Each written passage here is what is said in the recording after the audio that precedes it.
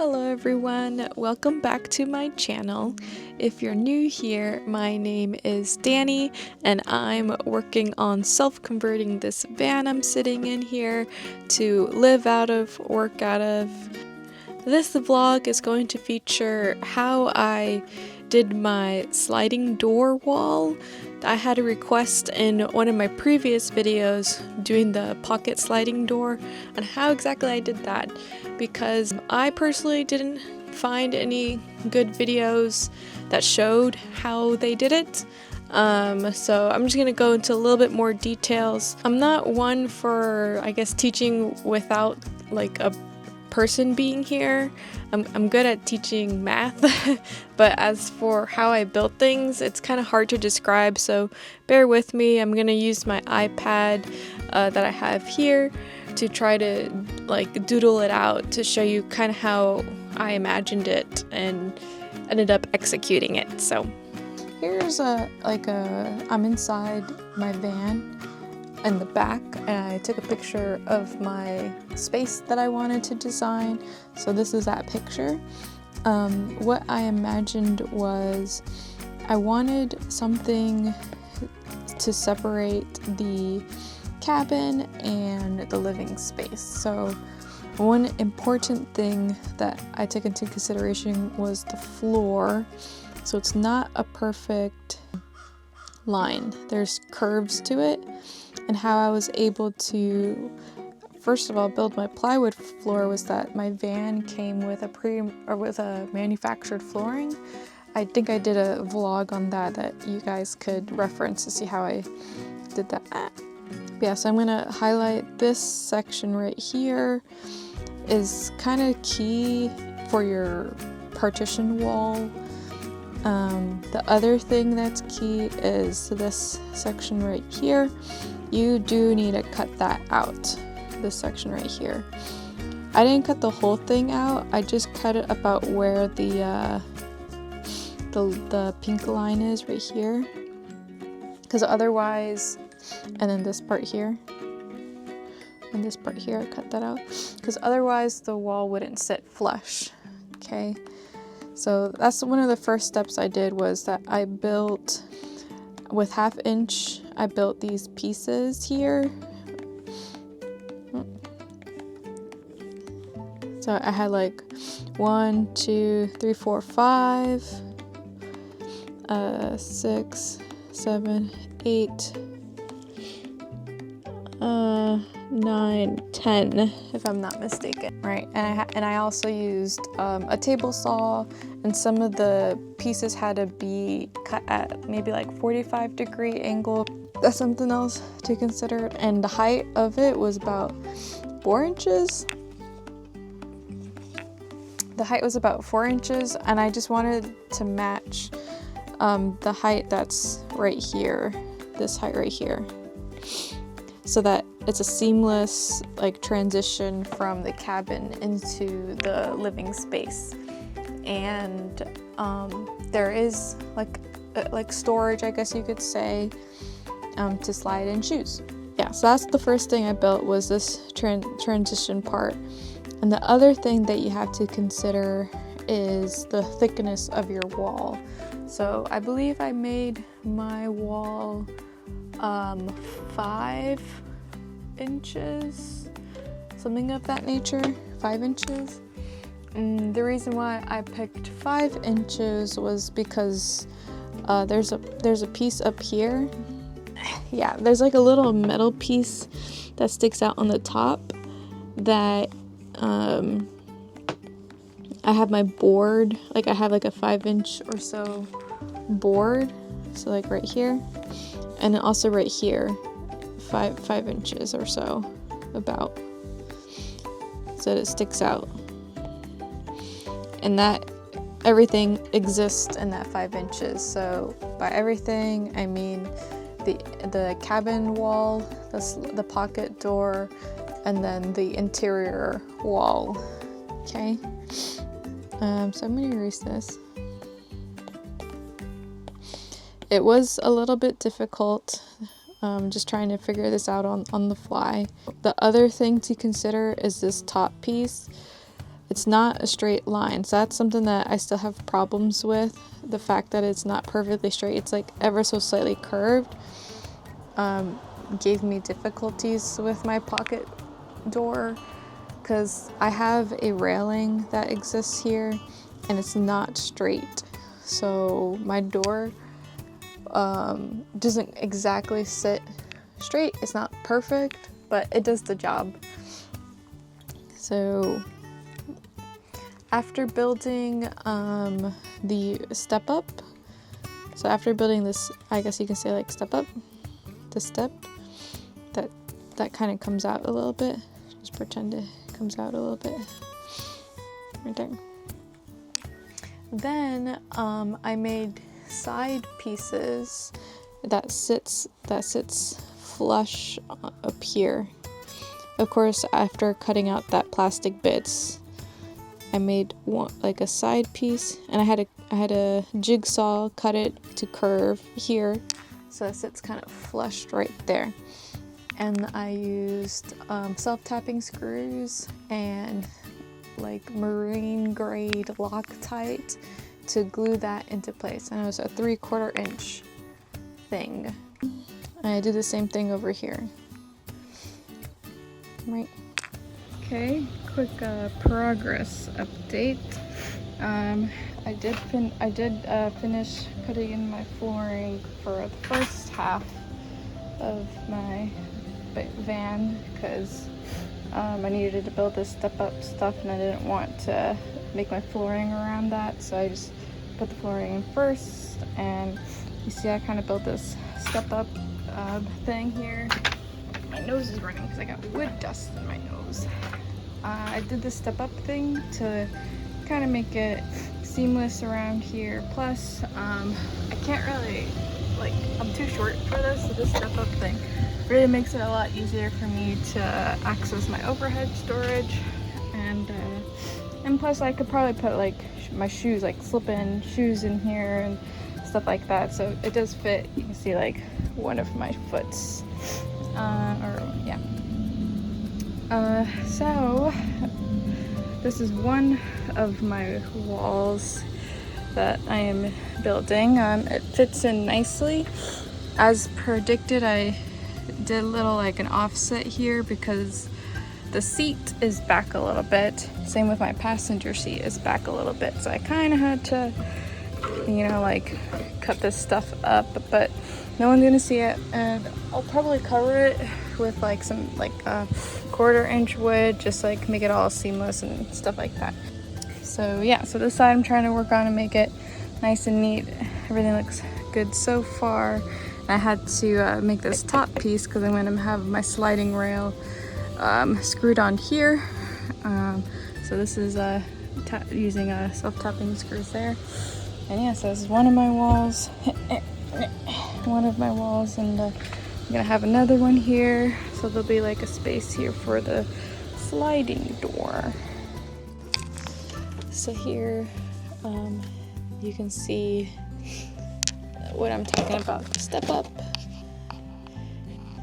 And you see I made it like 4 inches tall. And if you look way back in there, you can see there's one long one and a couple like angled ones that sits flush to there, and I screwed it into the floor. And used a kind of caulking to seal the edges, and I used a lot of pocket holes. I made a thing to sit flush with the wall, and then this 4 inch, well, this is 4 inches. I didn't consider this is another like maybe 2 or 3 inches. So one of the first things I did was to put this piece in. You see it goes all the way to the top, and I had to curve it to sit flush. And I guess I had a flat one. I forgot about that. But I also had a cut curved so that it sits flush. And how does that look like on this side? Right here, it's not perfect. It's not perfect by any means. This is what I'm talking about, that you need to cut this plastic bit. And I self-tapped these pieces in so that this has something to go into. Why did I do that? Well, because I have a seat here, and I wanted my seat to go back a certain amount, so that's why this is like maybe 4 or 5 inches in, and same with the other side. Again, it's not perfect by any means, but I start with like the base right here, self-tapped and glued into the van, and then this pushes that wall out, or gives it a nice starting place for the pocket wall. Right, 3/4 inch, 3/4 inch. I kind of mess this up here, but whatever. And it goes like all the way down there. You can see it goes all the way down there. See? And you see I made a top part for the transition that I get stopped right there for my own reasons. Okay. Go back over here again. So after I made my little thingies here, I just took the measurement that's almost like a rectangle, and cut a piece of wood that would just about maybe just before cover the passenger seat. And I did the same thing for this wall, and you can look into more detail on the upper bit that I had self-tapped into that ceiling part. And you can see I added a trim. It's not perfect. I still need to maybe secure it a little bit better. Trim. And then again, another trim here. And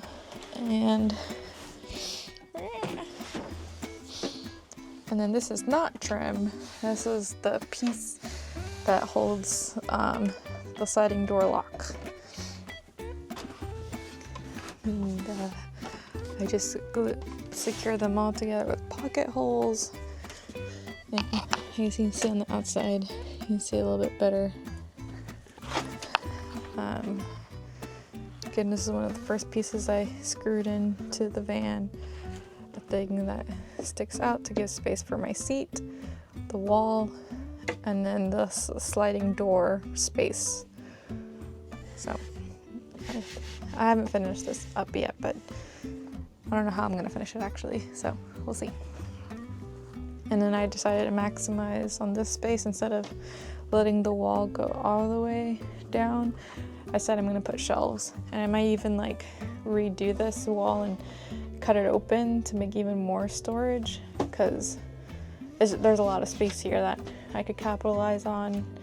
And I personally decided to put a switch here, so I need to find a way to cover this. I'm not quite there yet on that part of the build, but I'll find a way. And then of course, here's like the top part of the piece that secures the rail in place.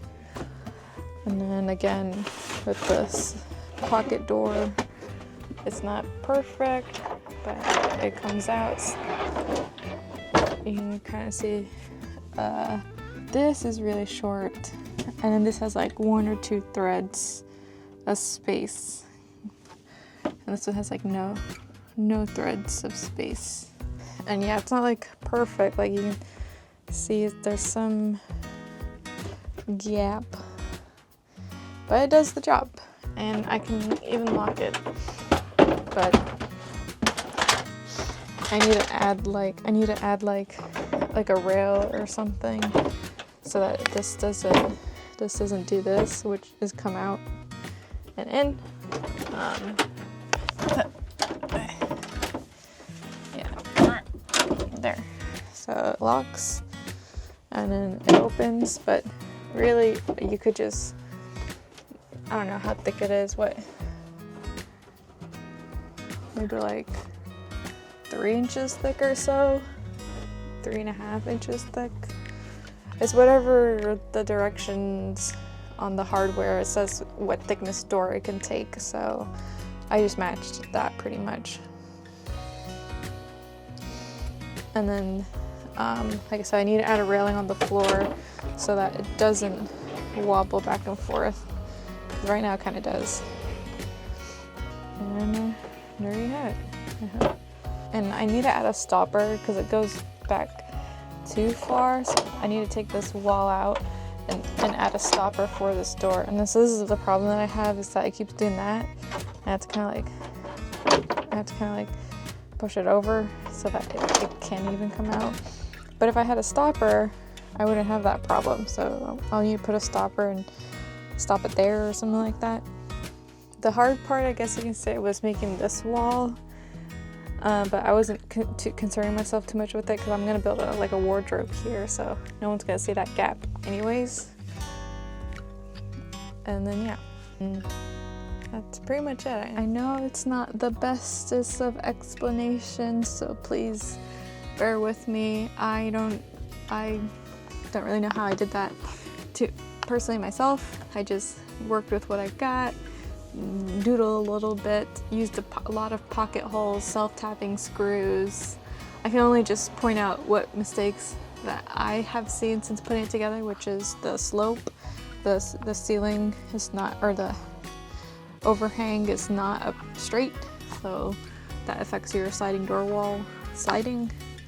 I'm gonna try to figure out how to clean up the edges. I'm gonna add some trim. It's not really finalized yet, so stay tuned. I'll probably post on the Instagram and TikTok the final look of the sliding door walls with the shelves and any additional storage that I built in there. So if you have any questions or something just not clear, you can just put that in the comments below, and I'll see what I can do to help clarify the information myself.